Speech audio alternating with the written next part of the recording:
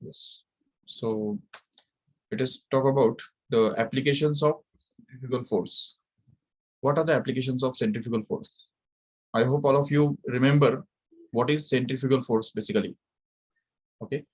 Last time हमने already देखा था कि सेंट्रीफ्यूगल फोर्स क्या होता है और उसके एग्जांपल्स क्या है। तो एक बार हम 2 मिनट में फटाफट देख लेंगे कि सेंट्रीफ्यूगल फोर्स किसको बोलते हैं और किस तरह से वो अपना रोल प्ले करता है। The force which is acting on the particle which is performing uniform circular motion which is acting along the radius and away from the center is actually called as the centrifugal force. Correct? So see here.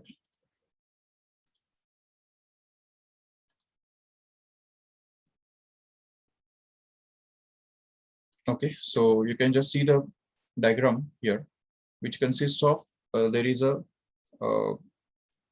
rotating shaft. Okay, ये जो है rotating shaft है यहाँ पे, और यहाँ पे ये जो है ये ड्राइविंग व्हील है। तो ये जो है ड्राइविंग व्हील, इसको जब हम पावर अप करेंगे तो उसकी वजह से वो व्हील रोटेट होगा, और उस ड्राइविंग व्हील के ऊपर ये बेल्ट बना हुआ है। देखो ये बेल्ट, इस बेल्ट की वजह से ये जो शाफ्ट है वो शाफ्ट भी रोटेट होगा, और उसकी वजह से ये जो 2 बॉल यहाँ पे लटके हुए तो वो भी रोटेट होना चालू करेंगे। Let us try to rotate this balls. Okay, तो ये जैसे यहाँ पे रोटेशन चालू हो गया, देखो अब यहाँ पे हमने फ्रीक्वेंसी जो है वो बहुत कम रखा है। तो जैसे कि ऑलमोस्ट 0.26 हर्ट्ज, मतलब बहुत कम हो गया। इसी की वजह से ये जो बॉल है वो उनका वेट बहुत ज्यादा डोमिनेंट है, और स्पीड बहुत कम होने की वजह से वो बहुत छोटा एंगल कर रहे हैं वर्टिकल के साथ। ठीक है, बट अगर सपोज हम यहाँ पे फ्रीक्वेंसी अगर बढ़ाते हैं, ये देखो यहाँ पे ठीक से, तो फ्रीक्वेंसी बढ़ता जा रहा है। यस, जैसे फ्रीक्वेंसी बढ़ता जा रहा है, ये देखो थोड़ा हम फ्रीक्वेंसी ज्यादा कर देंगे। ओके, अभी देखो यहाँ पे फ्रीक्वेंसी थोड़ा बढ़ गया, और इसी वजह से हम ये देख सकते हैं यहाँ पे कि the balls are just thrown outwards. ये जो दोनों बॉल्स है तो वो एक्चुअली थोड़ा दूर तक थ्रो किए हुए हैं। थोड़ा सा उनका जो एंगल है वर्टिकल के साथ बना हुआ, तो वो थोड़ा इंक्रीज हो गया। उसका रीजन वही है कि frequency has been actually increased. ठीक है, जैसे फ्रीक्वेंसी बढ़ेगा तो एंगुलर वेलोसिटी भी बढ़ेगा, और उसकी वजह से सेंट्रीफ्यूगल फोर्स भी ऑब्वियसली बढ़ेगा। और सेंट्रीफ्यूगल फोर्स बढ़ने के कारण ये बॉल्स जो है वो और दूर दूर चले जाएंगे सेंटर से, क्योंकि सेंट्रीफ्यूगल फोर्स हमेशा away from the centre direction में काम करता है। Okay, so let us try to increase the frequency still further. और अगर फ्रीक्वेंसी हम बढ़ाएंगे, ये देखो, तो हम देख सकते हैं आराम से कि थोड़ा सा अनबैलेंस भी हो गया वो, और at the same time angle made by this balls with the vertical is also increased still further here. Even if we just increase the frequency still here, तो और भी हम यहाँ पे देख सकते हैं कि बॉल्स जो है वो और ज्यादा दूर दूर फैल गए हैं। This is the highest frequency we can just revolve them in this way here. Okay, so in this way we can just see, अगर सपोज हम 2 मिनट के लिए उनको अगर रोक देंगे, तो ये देखो सपोज ये इस तरह से, तो यहाँ पे ये जो एंगल बना हुआ है उनके द्वारा, the angle made by the line,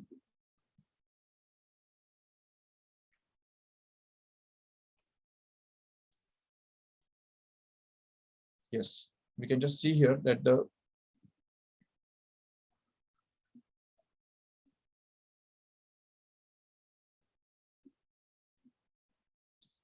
देखो ये एक तरफ है वर्टिकल।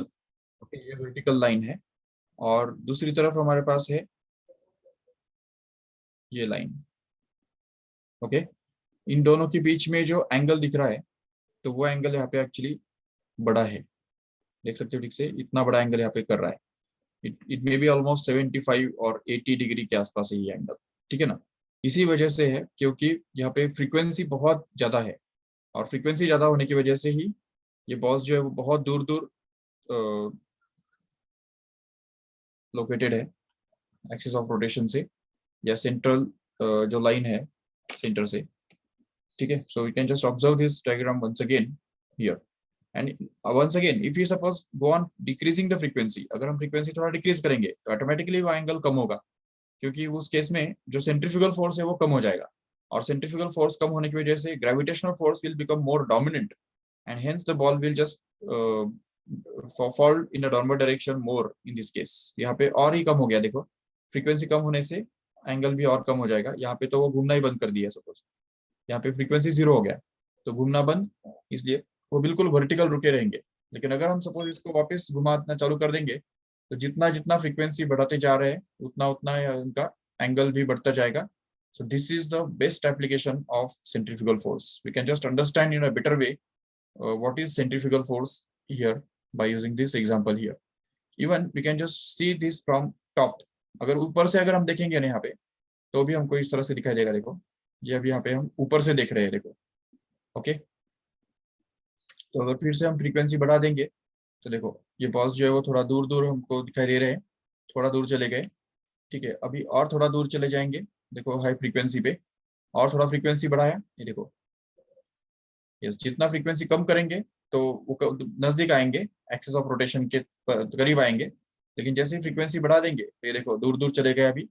और यस, तो अभी यहाँ पे हाईएस्ट फ्रीक्वेंसी के साथ ये अभी मूव कर रहे हैं, ठीक है, जो कि 2 हर्ट्ज के आसपास है, 2 हर्ट्ज। और इसीलिए यहाँ पे वो सबसे हाईएस्ट स्पीड से मूव करने की वजह से बिल्कुल हॉरिजॉन्टल बन गए, देखो ठीक है। फिर से फ्रीक्वेंसी कम कम करते जाएंगे तो फिर से वो हॉरिजॉन्टल हो जाएंगे, उल्टा अगर फिर घुमाएंगे तो फिर से वो घूमने लगेंगे। ठीक है, so I hope all of you have just understood what is this circular centrifugal force in a better way in this case here. Okay, और एक डायग्राम देखो यहाँ पे, ये हम समझ सकते हैं।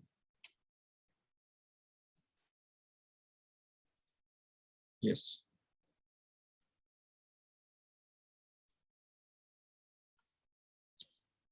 ओके, सपोज यहाँ पे ये जो है, जैसे सर्कुलर मोशन में कोई भी पार्टिकल जब मूव करता है तो उसका जो वेक्टर है, मतलब पोजीशन वेक्टर जो है, या उसको हम रेडियस वेक्टर बोलते हैं, वो एक्चुअली डायरेक्शन में चेंज होता जाता है। डायरेक्शन उसका कंटिन्यूसली चेंज होता जाता है। और उसके जो कंपोनेंट्स है वो हम देख सकते हैं आराम से। एक्स कंपोनेंट अगर देखेंगे ठीक से, फोकस करो, ब्लू कलर से वो दिखाया हुआ है। तो x component is maximum initially, then again become zero, then becomes minimum negative, and again become zero here. And y component के बारे में अगर बात करते हैं, जो रेड कलर से दिखाया हुआ है, तो वो रेड कंपोनेंट मतलब y component it is initially zero. Okay, जब वो स्टार्ट करता है, देखो स्टार्ट कहाँ पे कर रहा है, यहाँ पे वो स्टार्ट कर रहा है, ये देखो ये स्टार्टिंग पॉइंट है। इसके बाद फिर अगर थोड़ा हम आगे बढ़ते हैं तो देखो यहाँ पे जैसे ये ऊपर गया पार्टिकल तो उसका एक्स कंपोनेंट थोड़ा कम हो गया और वाई कंपोनेंट बढ़ गया, देख रहे हो ठीक से। और ऊपर जाएगा तो एक्स कंपोनेंट कम होता जाएगा और वाई कंपोनेंट बढ़ता जाएगा। जैसे जैसे वो सर्कल के ऊपर जाएगा एक पर्टिकुलर पॉइंट पे देखो उसका एक्स और वाई कंपोनेंट सेम बन जाएगा। लेकिन उससे आगे जाएंगे तो एक वाई कंपोनेंट और भी बढ़ता जाएगा और एक्स कंपोनेंट कम होता जाएगा जब तक वो जीरो बन जाए। और जीरो के बाद फिर नेगेटिव बनना चालू होगा। अभी यहाँ पे एक्स कंपोनेंट नेगेटिव बन गया, मतलब एक्स कोऑर्डिनेट एक्चुअली, ठीक है, एक्स कोऑर्डिनेट नेगेटिव बन गया और वाई कोऑर्डिनेट थोड़ा कम हो गया। फिर और ये नेगेटिव में और बढ़ता जा रहा है और वाई कंपोनेंट कम कम होता जा रहा है unless until it becomes zero. This is the point where the y component becomes zero or y coordinate becomes zero and x coordinate actually becomes negative maximum. Again afterwards the x component goes on decreasing in the negative side and y component becomes negative and increasing in negative side, and at this finally the y component becomes maximum in the negative side and x component becomes zero, and again the same change takes place here. So unless and until the particle revolves fully in the circular motion. Okay, तो ये सब चीज हम देख सकते हैं आराम से। यस, और एक हम सिंपल चीज हमको पे देखना है। Okay, I hope you can see the screen here. And जो हमने लास्ट टाइम बताया था कि जो घोड़े होते हैं, और मतलब ये खिलौने टाइप ही है थोड़ा सा, तुमने बचपन में खेला होगा मे बी। इन घोड़े के ऊपर हम बैठे होंगे और गोल गोल घूमे रहेंगे। तो जब ये हाई स्पीड में घूमता है तो सभी घोड़े जो है वो दूर दूर फेंक दिए जाते हैं। That is the best example of centrifugal force, you can just see here.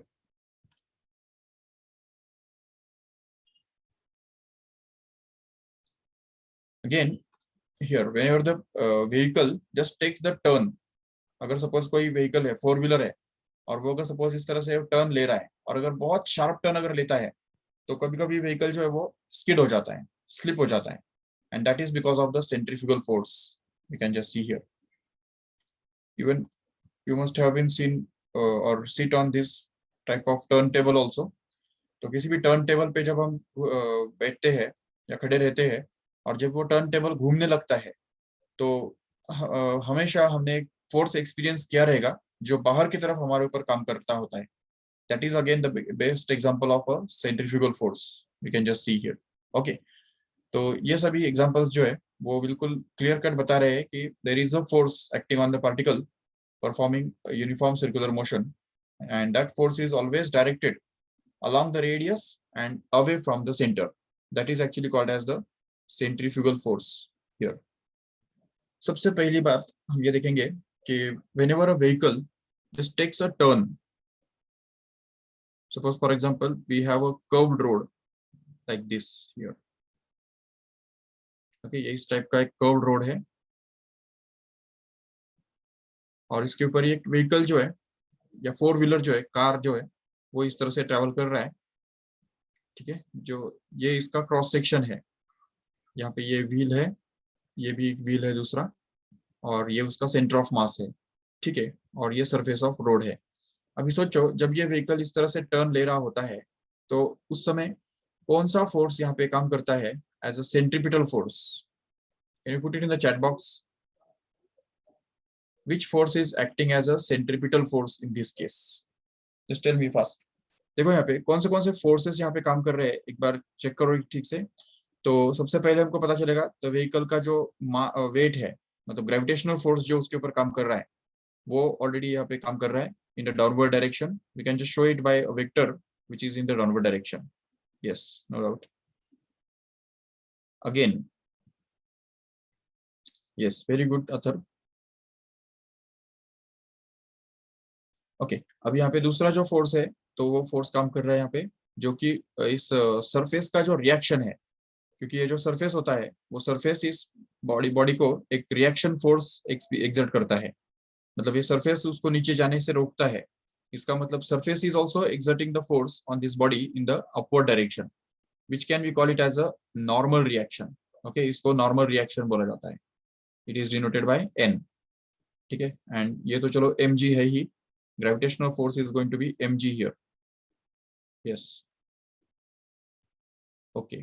अभी यहाँ पे लेकिन क्वेश्चन यहाँ पे ये है कि कौन सा फोर्स इस बॉडी के ऊपर जो एक्ट हो रहा है, जो कि इसके यहाँ पे सेंट्रीफ्यूगल फोर्स के जैसा काम कर रहा है. सेंट्रीपिटल फोर्स के जैसा कौन काम कर रहा है? क्या ग्रेविटेशनल फोर्स काम कर रहा है या नॉर्मल रिएक्शन काम कर रहा है?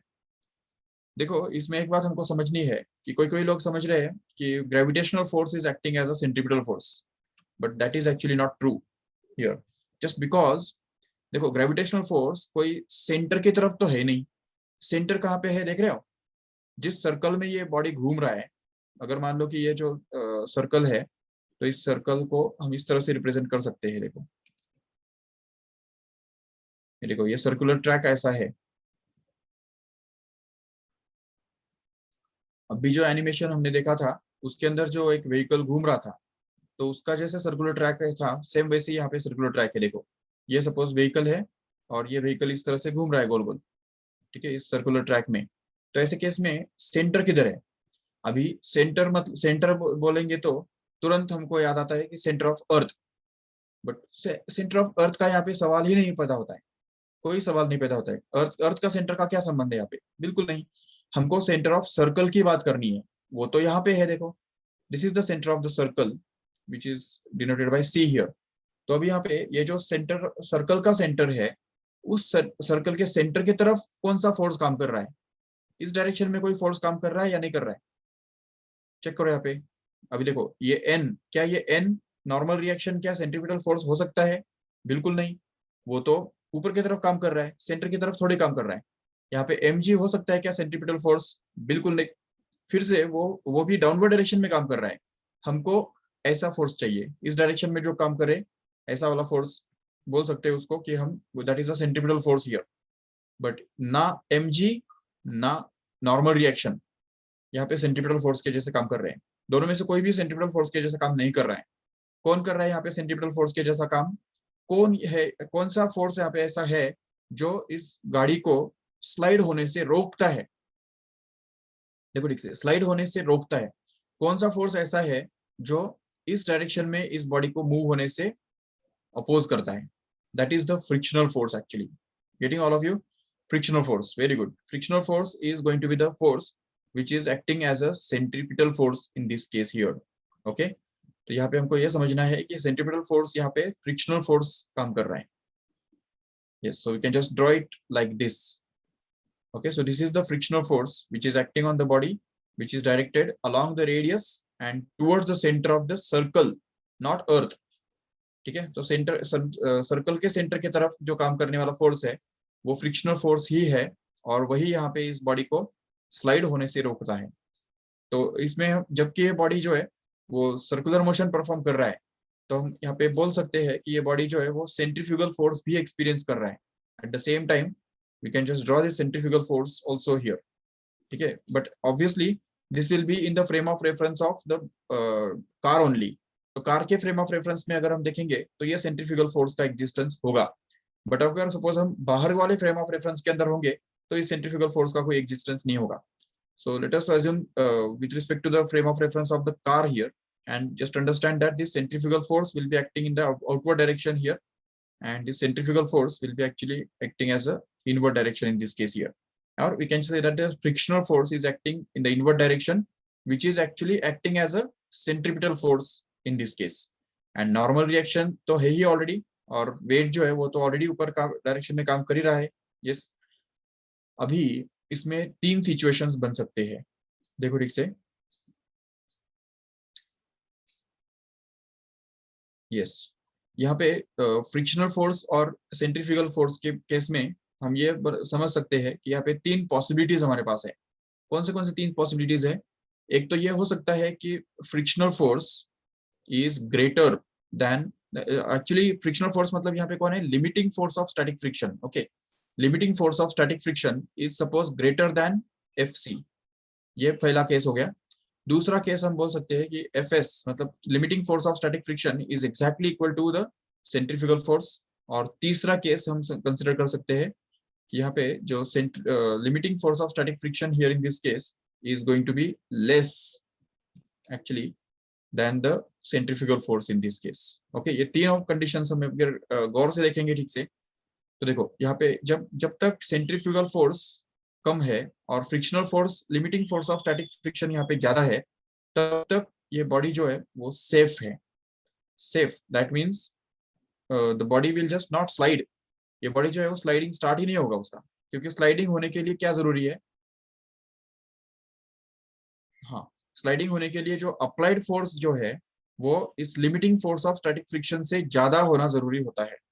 ठीक है, जब तक हम फोर्स अप्लाई जो करते हैं वो अगर limiting force of static friction से कम होता है तो तब तक बॉडी स्लाइड नहीं होता है. तो इसलिए यहाँ पे हम सेफ रहेंगे. ठीक है, दूसरा जो है वो इसको हम बोल सकते हैं this is the critical condition. ठीक है, क्रिटिकल कंडीशन मतलब क्या? जो बीच वाला कंडीशन. और यहाँ पे ये जो कंडीशन है इसमें हम देख सकते हैं आपसे कि इस केस में क्या हो रहा है ना कि centrifugal force acting on the body is going to be greater actually than the limiting force of maximum static friction force. तो यहाँ पे स्टैटिक फ्रिक्शनल फोर्स जो है फ्रिक्शनल फोर्स से ज्यादा फोर्स अगर इस बॉडी के ऊपर काम करता है तो उस केस में क्या होने वाला है? तो बॉडी जो है वो तो स्लाइड होगा इस तरफ. तो जैसे वो स्लाइड होगा तो it will B unbalanced and it will not perform the circular motion here, but it will just perform the linear motion, and that's why we can just say that this body will be unsafe in this case. Okay, यहाँ पे ये body जो है वो unsafe रहेगा. Unsafe means the body will be in the danger of getting thrown off along the radially outward direction, and that's why we can just mark it as a unsafe condition. Okay, तो यहाँ पे ये critical condition मतलब ऐसा है कि जहाँ पे फ्रिक्शनल सेंट्रीफ्यूगल फोर्स जो है वो एग्जैक्ट उतना ही है जो limiting force of static friction के बराबर हो. अगर सेंट्रीफ्यूगल फोर्स थोड़ा भी ज्यादा होता तो ये बॉडी जो है वो स्लाइड होना ही था, गारंटेडली स्लाइड होना था. ऐसा जो कंडीशन है तो उसको हम क्रिटिकल कंडीशन बोल सकते हैं. और at that time the vehicle will be travelling with the maximum speed along this curve here. तो इस कर्व के अलोंग ये जो व्हीकल है वो उस समय मैक्सिमम स्पीड से ट्रेवल कर रहा होगा जब ये FC जो है, FC का वैल्यू मतलब सेंट्रीफ्यूगल फोर्स का जो वैल्यू है वो exactly limiting force of static friction के बराबर हो जाए. और हमको अभी ऑलरेडी पता है कि 11th स्टैंडर्ड में हमने देखा है कि the limiting force of static friction के लिए एक फॉर्मूला होता है. The limiting force of static friction is actually given by the formula mu into normal reaction, where mu is called as the limiting force of static friction, coefficient of static friction, which is also denoted by mu s here in this case. So here, if suppose this normal reaction N is considered to be same as the weight of this body here, then we can be able to get that this mu Fs, that is the limiting force of static friction, is going to be equal to mu s, that is the coefficient of static friction, into mg, where mg stands for the weight of the body. So if we just put this value of Fs here, then we can be able to get that. तो Fs के बदले यहाँ पे हमको मिल जाएगा mu s into mg. Okay, and here is Fc actually is the centrifugal force, which is already equal to mv square upon r. Correct है, जो हमने कल ही डिराइव किया था. अभी इस कंडीशन को अगर हम सिंप्लीफाई करते हैं तो इसमें से m जो है वो दोनों तरफ से कैंसिल हो जाएगा और हमको मिलेगा क्या, simply v square is actually equal to, ये r को उस तरफ डाल देंगे तो हमको उसमें से मिलेगा v square is equal to mu s into r into g. Okay, and now if we just simplify this still further, if we just take the square root on both sides, then we can be able to get this p, that is equal to root of mu s into r into g. Okay, which is nothing but the velocity of the body, maximum velocity of the vehicle with which the body can travel along this curve here. Okay, इस curve के along जिस maximum speed के साथ ये body travel कर सकता है, वो किसकी स्पीड डिपेंड करता है? तो सबसे पहले तो इस कोएफिशिएंट ऑफ फ्रिक्शन पे डिपेंड करता है, दूसरा रेडियस पे डिपेंड करता है, और तीसरा ग्रेविटी पे भी डिपेंड करता है. अभी ग्रेविटी तो चलो ठीक है कांस्टेंट है, लेकिन रेडियस तो हमारे हाथ में है, कोएफिशिएंट ऑफ फ्रिक्शन हमारे हाथ में है. तो इसीलिए हम ये देखते हैं कि रेडियस जितना शार्प टर्न होगा, जितना मतलब ऐसा अगर स्टिप अगर टर्न है शार्प टर्न है, तो शार्प टर्न पे यहाँ पे व्हीकल का स्किड होने का चांस बहुत ज्यादा होता है.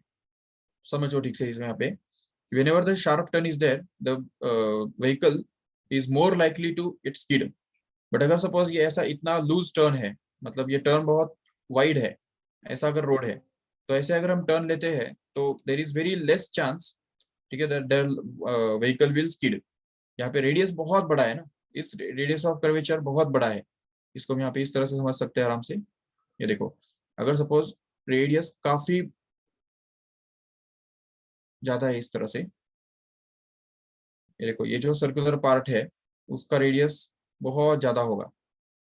इसका अगर इस सर्कुलर पार्ट का अगर हम रेडियस देखेंगे, सेंटर अगर देखेंगे तो यहाँ पे होगा उसका, ठीक है, centre is this here and the radius is going to be very much large in this case.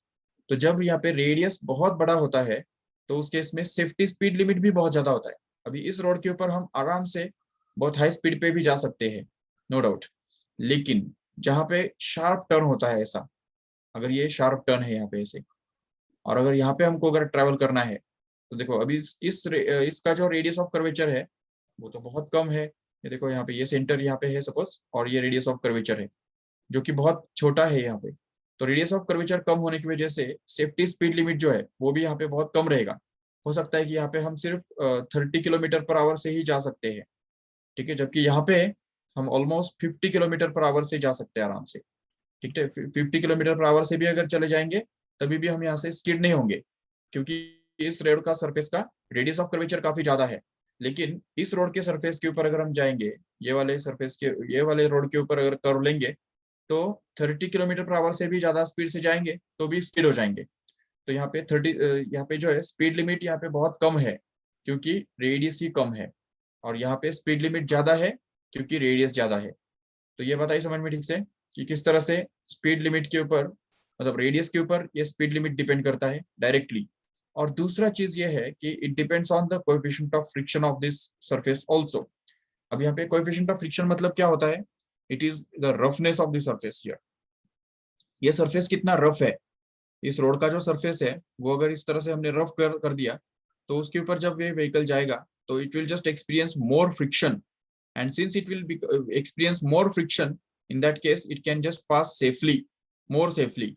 That means the safety speed limit will just get increased if the frictional coefficient of friction is increased. Okay, तो जितना हम surface को rough बना सकते हैं उतना हम safe रह पाएंगे. तो ये बात हमको अच्छी तरह समझनी है. ओके, यस, तो this is the first application of centrifugal force. Okay, there is one announcement actually. क्योंकि मे बी बाद में मैं भूल जाऊंगा। ओके, तो इसमें हमने यहाँ पे देखा कि सेंट्रीफ्यूगल फोर्स किस तरह से यहाँ पे रोल प्ले करता है, और जहाँ पे सेंट्रीफ्यूगल फोर्स हमारे अप्लाइड फोर्स से मतलब सेंट्रीपिटल फोर्स से ज्यादा हो जाता है, तो उस केस में जो बॉडी है वो स्लाइड हो जाएगा। और अगर सपोज सेंट्रीफ्यूगल फोर्स जो है वो अगर कम है फ्रिक्शनल फोर्स से, तो उस केस में वो बॉडी जो है वो चिपका रहेगा, मतलब सरफेस के साथ बना रहेगा। ठीक है, और एक सिचुएशन है जो हम यहाँ पे डिस्कस कर सकते हैं। ये देखो, अभी यहाँ पे हमने सेफ्टी स्पीड लिमिट का जो फॉर्मूला है वो तो ऑलरेडी डिराइव किया है यहाँ पे। ठीक है, और ये याद रखो ठीक से क्या कंडीशन हमने यूज किया है इधर। ठीक है, what condition we have used here for finding the safety speed here. जैसे तुमने देखा होगा कि कोई भी जब टर्न हम लेते हैं, जहाँ पे भी टर्न होता है, तो उस टर्न पे कॉर्नर पे यहाँ पे एक ऐसा बोर्ड होता है, एक पोल होता है, और उस पोल पे एक बोर्ड लगा रहता है, और इस बोर्ड के ऊपर एक स्पीड का सेफ्टी स्पीड लिमिट लिखा हुआ रहता है। देखा तुमने कभी? यहाँ पे इस तरह से लिखा होता है, सपोज 25 किलोमीटर पर आवर, ऐसे। अभी ये सोचो कि ये जो 25 किलोमीटर पर आवर ये जो स्पीड है वो कहाँ से आया? कैसे उन्होंने ढूंढ के निकाला कि यहाँ पे 25 किलोमीटर पर आवर से जाना ही बेटर होगा? ठीक है, यहाँ पे अगर 25 से ज्यादा स्पीड से अगर हम जाएंगे तो हम स्किड हो सकते हैं। ये पता कैसे चला? तो एक्चुअली यही फॉर्मूला यूज करके ये पता कराया जाता है। ठीक है, ये और ये फॉर्मूला के लिए लगता क्या है, हम देख सकते हैं यहाँ पे v is equal to root of mu r g. यहाँ पे एक तो म्यू चाहिए जो कि कोएफिशिएंट ऑफ फ्रिक्शन, इस सरफेस का रफनेस दिखाने वाला जो नंबर है वो रहता है कोएफिशिएंट ऑफ फ्रिक्शन। दूसरा, इस सरफेस का रोड सरफेस का रेडियस ऑफ कर्वेचर हमको चाहिए, जो कि निकाला जा सकता है आराम से यूजिंग द ज्योमेट्री। अगर हम इस रोड के ज्योमेट मतलब रोड जिस सर्कल का पार्ट है वैसा एक सिमिलर सर्कल अगर हम ड्रॉ करते हैं, तो उसको सिमिलरिटी यूज करके हम रेडियस इस सरफेस का या रोड का कर्वेचर का रेडियस निकाल सकते हैं आराम से। और ग्रेविटी तो हमको ऑलरेडी पता है, तो ये तीनों चीजें यूज करके हम आराम से ये वेलोसिटी निकाल सकते हैं बिल्कुल। और ये वेलोसिटी जो है वो एस्टिमेटेड होता है, एस्टिमेटेड। तो एस्टिमेटेड वेलोसिटी मतलब उसके अंदर एक थोड़ा सा एक फैक्टर ज्यादा भी डाला जाता है, सेफ्टी फैक्टर यहाँ पे डाला जाता है। नहीं तो कोई कोई लोग होते हैं अगर 25 है तो वो क्या करेंगे, 24.9 स्पीड से जाएंगे और समझेंगे कि हम सेफ है। बिल्कुल नहीं, so that is the safety factor actually. तो वहाँ पे सेफ्टी फैक्टर भी उसमें कंसिडर किया जाता है कि अगर जो स्पीड अगर सपोज रहेगा, सपोज मान लो 25 एक्चुअली स्पीड रहेगा सपोज 23, लेकिन उसमें एक 10% का सेफ्टी फैक्टर ऐड करके वो 25 के आसपास लगाया जाता है। वहाँ पे बोर्ड जो है वो बोर्ड वहाँ पे 25 के आसपास लिखा जाता है, जबकि ऑलरेडी सेफ्टी स्पीड लिमिट जो है वो उससे 10% कम होता है। सॉरी सॉरी सॉरी सॉरी, उल्टा उल्टा उल्टा। सॉरी, एक्चुअली होता स्पीड होगा एक्चुअली ऑलमोस्ट 27 के आसपास, 27.5 किलोमीटर पर आवर के आसपास वो सेफ्टी स्पीड लिमिट होगा। लेकिन यहाँ पे दिखाया जाएगा बोर्ड पे 25 किलोमीटर पर आवर, जो कि इससे 10% कम है। ठीक है, जिससे क्या होता है कि अगर 25 पे जाने से या 25 से थोड़ा बहुत ऊपर नीचे भी अगर हो गया, 26 भी अगर हो गया, तो भी इतना ज्यादा चांस नहीं है। तो मतलब वो चलो सेफ्टी फैक्टर यहाँ पे कंसिडर किया जाता है, वो बात ही अलग है बिल्कुल। ठीक है, लेकिन ये जो नंबर हमने निकाला वो समझा कैसे निकाला जाता है। तो उसके लिए हमको ये तीन चीजें कंसिडर करनी पड़ती है, एक तो ये जो म्यू है, दूसरा आर है, और तीसरा ग्रेविटी है। ओके, और इसीलिए तुमने देखा होगा कि कभी कभी ये जो सेफ्टी फैक्टर यहाँ पे ज्यादा बढ़ाने के लिए या सेफ्टी स्पीड लिमिट को बढ़ाने के लिए यहाँ पे रोड सरफेस जो है वो हमेशा रफ करके रखा जाता है। देखिए तुमने कभी जब भी हम टर्न लेते हैं तो टर्न पे वहाँ पे जो सरफेस है वो हमेशा ऐसा रफ होता है। वहाँ पे ऐसे ग्रूव्स करे किए जाते हैं, जानबूझ के ग्रूव्स किए जाते हैं, या उसके अंदर रोड के कंस्ट्रक्शन के टाइम ही जो रोड के कंस्ट्रक्शन के टाइम जो डांबर वगैरह जब हम डालते हैं तो उसी समय वहां पे उसके अंदर कुछ पत्थर भी डाले जाते हैं, छोटे छोटे पत्थर वहां पे डाले जाते हैं, ताकि वो सरफेस जो है वो ज्यादा से ज्यादा रफ बना रहे। और उससे भी आगे जाके जो व्हीकल के जो टायर्स होते हैं वो टायर्स भी ज्यादा से ज्यादा रफ किए जाते हैं, जिसके जिस उसके उन टायर्स के ऊपर डिजाइन बनाया जाता है। तो वो डिजाइन एक्चुअली इसी वजह से बनाया जाता है ताकि वो उसका फ्रिक्शनल कोएफिशिएंट बढ़ सके। ओके, अभी यहाँ पे देखो एक और सिचुएशन हम देख सकते हैं यहाँ पे। Yes, if suppose we have a disc, एक ग्रामोफोन डिस्क हमारे पास है, it is just like a wheel, suppose like this. ये इस टाइप का एक व्हील सपोज हमारे पास है।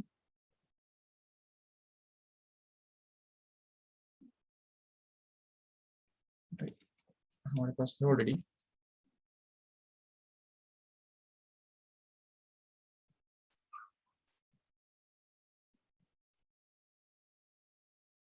ओके, ये सपोज एक व्हील है और इसको सपोज हमने घुमाया, और घुमाने के टाइम ये सपोज इसका सेंटर है और ये उसका एक्सिस है और ये घूम रहा है। अभी घुमाने के टाइम अगर इसके ऊपर हमने एक कॉइन अगर डाल दिया, देखो ठीक से, इस डिस्क के ऊपर हमको क्या करना है, एक छोटा कॉइन यहाँ पे डाल देना है। Suppose this is the coin here. Okay, अब ये कॉइन जैसे हम डाल देंगे तो जैसे ये डिस्क घूमेगा तो उसके साथ साथ ये कॉइन भी तो घूमेगा जरूर, ऐसे सर्कुलर मोशन वो परफॉर्म करेगा। लेकिन उसका जो रेडियस है, तो वो radius will be exactly same as the distance of this coin from the centre. Okay, ये डिस्टेंस के बराबर ये रेडियस उसका होगा। ठीक है, और at the same time here the what the forces this coin will experience here, कौन से फोर्सेस इस कॉइन के ऊपर काम करेंगे, तो हम देख सकते हैं आराम से। सबसे पहला है gravitational force, once again we can just see it will be actually mg। Okay, दूसरा है normal reaction which will be acting in the upward direction due to the surface of this disk, which will be denoted by n here. The third force acting on it will be the centrifugal force, okay, which is acting along the radius and towards along the away from the center here. Okay, we can just call it as fc. Okay, and at the same time the fourth force here acting here on this here is going to be actually frictional force once again. Okay, ये जो frictional force यहाँ पे काम कर रहा है वो भी यहाँ पे इस तरफ काम करेगा, जो कि इस कॉइन को फिसलने से रोकेगा। ठीक है, क्योंकि देखो यहाँ पे फिर से वही बात हम यहाँ पे डिस्कस कर सकते हैं कि जब तक ये फ्रिक्शनल फोर्स ज्यादा है इस सेंट्रीफ्यूगल फोर्स के कंपैरिजन में, ठीक है, जब तक ये सेंट्रीफ्यूगल फोर्स कम है फ्रिक्शनल फोर्स के कंपैरिजन में, तो तब तक क्या होगा, ये जो कॉइन है वो स्लिप नहीं होगा। The coin will just remain stick to the disc here, no doubt. But as soon as this frictional centrifugal force becomes greater than this frictional force here, then in that case the resultant force will act in the outward direction, and in that case the coin will not remain stick to this disc, but it will just slip in this case. Okay, तो ये coin जो है वो slip होगा, लेकिन कितना maximum कितना angular velocity से हम उसको रिवॉल्व कर सकते हैं ताकि वो स्लिप ना हो, तो उसके लिए कंडीशन हमको यही मिलेगा कि the centrifugal force must be exactly equal to the frictional force in this case. And once again if you just use this condition, centrifugal force is equal to frictional force, तो ये condition अगर हम use करेंगे तो no doubt we can just find out the linear velocity of this coin, but at the same time we can find out the angular velocity also. Okay, so if we just want to find out the angular velocity, so just remember that centrifugal force can be given by two formulas. कोई कोई को सिर्फ एक ही formula ज्यादा पसंद है, that is mv square upon r, but just don't forget that centrifugal force can be found out by another formula, that is mr omega square, and this formula will be better in case when we will have to find out the angular velocity, and if suppose centrifugal force is given in this case. Okay, अगर suppose centrifugal force दिया हुआ है और हमको अगर angular velocity निकालना है तो उस केस में ये वाला फॉर्मूला बिल्कुल बेस्ट होगा। हाँ, लेकिन अगर लीनियर वेलोसिटी अगर निकालना है तो उस केस में ये वाला फॉर्मूला हमको बेस्ट होगा। ओके, यस, क्योंकि अच्छा तन्मय देखो, क्योंकि सेंट्रीफ्यूगल फोर्स जो है, centrifugal force can be expressed in two forms, एक तो mv square upon r, okay, और the centrifugal force can also be expressed in terms of mr omega square, correct है, mr omega square। Okay, but यहाँ पे देखो अभी linear velocity जो है वो तो हमको पता है कि it is different at different points, यहाँ पे रखेंगे तो लीनियर वेलोसिटी अलग होगा, यहाँ पे रखेंगे तो लीनियर वेलोसिटी अलग होगा। ठीक है, लेकिन जो एंगुलर वेलोसिटी है, तो ये एंगुलर वेलोसिटी एक्चुअली पूरे डिस्क का कॉमन होता है। पूरा डिस्क जो है वो एक कांस्टेंट एंगुलर वेलोसिटी के साथ घूम रहा होता है, तो कौन से भी पॉइंट पे अगर रख देंगे ना तो एंगुलर वेलोसिटी उसका सेम ही होगा। जैसे फॉर एग्जांपल उस दिन भी मैंने एक आपको एग्जांपल देके बताया था कि अगर सपोज हमारे पास एक फैन है, yes, suppose we have a fan, yes, okay, so these are the 3 blades and suppose this is the fan here. okay, तो अभी सोचो कि अगर ये फैन जब घूमता है तो सारे सभी के सारे सभी जो पॉइंट्स है इस फैन के ऊपर जितने भी सारे पार्टिकल्स है उनका एंगुलर वेलोसिटी सेम ही रहेगा, क्योंकि देखो यहाँ पे अगर सपोज ये देखो जस्ट वेट, अगर मान लो यहाँ पे ये एक पार्टिकल है, yes suppose this particle just turns through some angle, मान लो कि ये पार्टिकल जो है वो एक पर्टिकुलर एंगल से टर्न होता है, एक 120 डिग्री से अगर वो टर्न हो गया, ठीक है। अभी सोचो कि ये जो दूसरा पार्टिकल है उससे थोड़ा दूर हम अगर पार्टिकल कंसिडर कर देते हैं जो डबल डिस्टेंस पे है, ठीक है, डबल डिस्टेंस पे, तो वो भी तो ऑब्वियसली 120 डिग्री से ही टर्न होगा, बिल्कुल। At the same time we can just understand the tip point also, इस फैन का जो बिल्कुल टिप वाला पॉइंट जो है वो भी ऑब्वियसली बिल्कुल सेम एंगल से टर्न होगा, 120 डिग्री से ही टर्न होगा।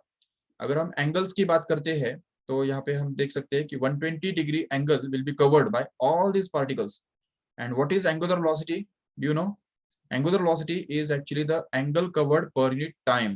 अगर यहाँ से आने के लिए उनको अगर 1 सेकेंड लगता है, 1 सेकेंड, तो हम बोल सकते हैं कि angular velocity of this inner particle, particle 1 suppose, this is the particle 2 and this is the particle 3 suppose, तो फर्स्ट पार्टिकल का एंगुलर वेलोसिटी कितना होगा 120 डिग्री, जिसको हम रेडियन में अगर एक्सप्रेस करेंगे तो वो बन जाएगा एक्चुअली 2 पाई बाय 3 बराबर। तो this is 2 pi by 3, this is the angle traced and that is to be divided by 1, that is 1 second, okay, जो कि यहाँ पे टाइम लगा है।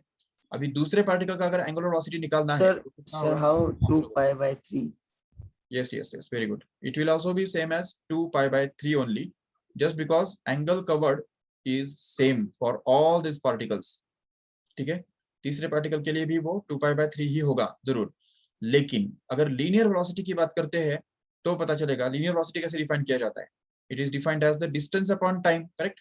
अब यहाँ पे अगर देखो तो डिस्टेंस, अभी ये फर्स्ट वाला जो पार्टिकल दिख रहा है यहाँ पे, ये फर्स्ट पार्टिकल ने कितना डिस्टेंस ट्रेवल किया देख रहे हो, ये देखो the distance traveled by the first particle is going to be very small, but the second particle has traveled a lot and the third particle has traveled a very large distance in this case, and you can understand easily, and hence the velocity of the first particle here will actually be less than the velocity of the second one, and even which is in turn less than the velocity of third one actually. तो ये relationship उनके velocities के बीच में होने वाला है। तो velocities are actually different for different particles. तो एक ही बॉडी के ऊपर रहने वाले सारे जो अलग अलग पार्टिकल्स होते हैं उनका डिफरेंट पार्टिकल्स का वेलोसिटी अलग अलग होता है, क्योंकि उनका डिस्टेंस अलग अलग हो सकता है। लेकिन अगर पूरा बॉडी अगर एक साथ अगर बंधा हुआ है, जस्ट लाइक अ फैन और एनी डिस्क और any spear or any rigid body like this, then in that case all the particles will just move with the same angular velocity. Angular velocity will not differ, and that's why the angular velocity is better to use here. यही इसीलिए मैंने यहाँ पे बोला था कि ये जो फॉर्मूला है ये ज्यादा इंपॉर्टेंट होता है, क्योंकि angular velocity is most of the situations it is common, it is constant, and that's why we can just say that this formula is also to be used. अभी अगर यहाँ पे हमने ये कंडीशन यूज किया कि FC is equal to FS, तो हम यहाँ पे मैक्सिमम एंगुलर स्पीड निकाल सकेंगे आराम से। तो इस एंगुलर स्पीड के बदले हम यहाँ पे डाल देंगे MR ओमेगा स्क्वायर, समझा ठीक से, MR ओमेगा स्क्वायर, ये वाला फॉर्मूला हमने यूज किया यहाँ पे। जबकि इसके पहले वाले स्क्रीन पे, मतलब यहाँ पे पहले वाले सिचुएशन में हमने क्या किया था, ये वाला फॉर्मूला यूज किया था FC के लिए, जो कि MV स्क्वायर अपॉन R, और उसको म्यू MG के साथ इक्वेट किया था। No problem, it's okay. Here we can just use this MR omega square and equate it with this mu mg. Consider that this mu is nothing but mu s only, okay? It is the coefficient of static friction only, okay? So if we just cancel out this m once again from both sides, then we can be able to get this R omega square to be simply equal to mu into g, which actually gives that omega square is equal to mu g upon R, and it gives finally omega. Okay, तो यहाँ से हमको omega भी मिल जाएगा आराम से। What will be omega actually? Yes, just keep it aside. and we can just understand here that the omega will be the square root. So omega will actually be equal to the square root of mu g upon r. इससे भी आगे जाके हम ये भी जानते हैं कि omega is equal to 2 pi n हुआ करता है कि नहीं, 2 पाई into n, where n is called as the frequency, okay, frequency of revolution. तो अगर हमको frequency of revolution अगर फाइंड करना है तो यहाँ पे ओमेगा के बदले हम 2 पाई n डाल सकते हैं, जो कि root of mu g upon r के बराबर होगा। और इसको ही सॉल्व करने के बाद अगर हमको फ्रीक्वेंसी अगर निकालना है तो इसको हमको नीचे लेके जाना पड़ेगा, ठीक है, 2 पाई को नीचे लेके जाना पड़ेगा और उसके बाद वो बन जाएगा actually, so n is equal to 1 upon 2 pi into root of mu g upon r as a final. So this is the formula for finding the frequency, or even this is also the formula for finding the angular velocity of a particle which is performing the circular motion here in this case. Okay. अभी एक बात याद रखो अच्छी तरह से कि जो हमारे पास फॉर्मूला मिला था वेलोसिटी का, v is equal to root of mu r g. Okay, अभी इसमें और इसमें भी कनेक्शन है क्योंकि इसमें हमको ओमेगा मिल रहा है और यहाँ पे वेलोसिटी मिल रहा है. तो ओमेगा का फॉर्मूला हमारे पास root of mu g upon r है, जबकि वेलोसिटी का formula already root of mu r g है. हम ये वाला फॉर्मूला जो है वो भी अगर डिराइव करते हैं और उससे भी अगर ओमेगा निकालने के लिए ट्राई करते हैं तो भी चलेगा. देखो omega can be return to be actually equal to v upon r, right. So if you just put this value of v here which is root of mu r g that is to be divided by r here. तो अभी एक बात हमको यहाँ पे पता है कि अगर हमको कोई भी जो नंबर जो स्क्वायर रूट के बाहर होता है उसको अगर हमको अंदर लेके जाना है, स्क्वायर रूट के अंदर लेके जाना है, तो उसको स्क्वायर करना पड़ता है. तो इसलिए यहाँ पे इस r को अगर हमको रूट के अंदर लेके जाना है तो उसको स्क्वायर करना पड़ेगा. तो इससे हमको यहाँ पे मिल जाएगा mu r g which is kept as it is in the numerator which is to be divided by this r which can be written as root of r square, and root combined and we'll be left with this r square here in this case. Okay, and then we'll be able to cancel this r from numerator as well as denominator, and we'll be able to get this formula that is root of mu g upon r in this case. Okay, so this is the formula for finding this omega which is already here. ये हमने यही formula हमने derive किया, जो कि इसमें से भी डिराइव किया जा सकता है आराम से. वेलोसिटी से भी, लीनियर वेलोसिटी से भी हमको ये एंगुलर वेलोसिटी मिल सकता है आराम से, नो प्रॉब्लम. सो जस्ट ये इसके ऊपर थोड़ा सा सोचो और गौर करो. ओके, सो इसके ऊपर बेस्ड कुछ एमसीक्यूज जो है वो 10 एमसीक्यूज का जो शीट है वो मैं आज में डाल दूंगा, ठीक है. ओके, तो which formula is easier one? क्या Formula is easier, mv square upon r. हाँ, mv स्क्वायर अपॉन r के बदले omega 2 mv square upon r के बदले अगर आप mr ओमेगा स्क्वायर अगर यूज करेंगे ना तो आपको ओमेगा डायरेक्ट मिल जाएगा. अदरवाइज फिर आपको पहले v निकालना पड़ेगा और फिर उसके बाद ओमेगा निकालना पड़ेगा. अगर वैसा आपको पसंद है करो, कोई प्रॉब्लम नहीं, थोड़ा सा लॉन्ग कट से आपको जाना पड़ेगा लेकिन, but it's okay, that is also right, it's not wrong, ठीक है. तो but just have this all these things done on the paper. Okay, compulsory ये सारी जो चीजें हैं वो पेपर पे करके देखो, खुद होके करके देखो, तब आपके वो दिमाग में बैठेंगे. और आज का जो असाइनमेंट मैंने आपको दिया था तो उसके अंदर आपको अगर कुछ डाउट है तो आप वो भी पूछ सकते हो. जैसे ऋतु ने पूछा है कि she is having the doubt in 6th question, नहीं sorry 10th question from today's homework. Let us try to see this. Okay, just read the question. A block of mass capital M is situated on horizontal frictionless table, and a string is tied to the block and passes through the hole to the table. Okay, so this is the situation like this. ये एक table है.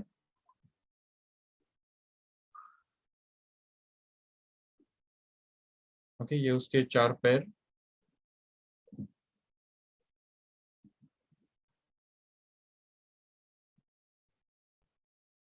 Okay, अभी देखो यहाँ पे एक मास m जो है, कैपिटल M जो है वो हॉरिजॉन्टल फ्रिक्शनलेस टेबल के सरफेस पे रखा हुआ है.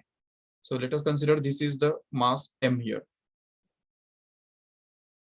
जो सरफेस पे रखा हुआ है. We can just denote it by capital M here. Okay, and suppose the string is tied to the block and passes through the hole in the table. Yes, suppose this is the hole in the table here, and there is a string connected to this block of mass capital M and just passes through the hole, and now the lower end of the string is attached to the mass small m. अब देखो दूसरा and point जो इस string का है, वहां पे एक दूसरा मास लटक रहा है जो कि इस होल में से पास होने के बाद यहाँ पे रहेगा, राइट? तो यहाँ पे एक दूसरा मास हम लटका देंगे इसको, जो कि स्मॉल m से डिनोट किया जाएगा. This is small m here. Okay, now what should be the mass attached to the lower end so that the capital M revolves in the horizontal circle with constant angular speed omega? Yes, now see here, whenever this mass will revolve in the horizontal circle on the table, what will happen is there will be a centrifugal force acting on this mass in the outward direction, correct है? Which will be denoted by Fc in this case. But अभी इस string की वजह से क्या होगा, ये string जो है वो यहाँ से होल में से पास होके यहाँ पे नीचे इस स्मॉल m को सपोर्ट कर रहा है, जिसके ऊपर mg इतना फोर्स ऑलरेडी काम कर रहा है, करेक्ट है कि नहीं? mg जो कि ग्रेविटेशनल फोर्स के बराबर का जो फोर्स है वो यहाँ पे डाउनवर्ड डायरेक्शन में काम कर रहा है, जो कि फिक्स्ड है. अभी अगर इसका जो एंगुलर स्पीड है वो अगर हम बढ़ाते जाएंगे तो कभी ना कभी ऐसा होगा कि नहीं कि जो mg से ये fc जो है वो बड़ा हो जाएगा. तो जब ऐसा होगा कि fc will be greater than mg, in that case this block will just move forward and this mass will just move upwards and will just stick here. But अगर उल्टा हो गया, मान लो कि fc जो है वो अगर लेस देन mg हो गया, तो उस केस में क्या होगा, ये ब्लॉक जो है वो धीरे धीरे स्पाइरल पाथ फॉलो करते करते धीरे धीरे सेंटर की तरफ जाएगा और यहाँ पे चिपक जाएगा, करेक्ट है?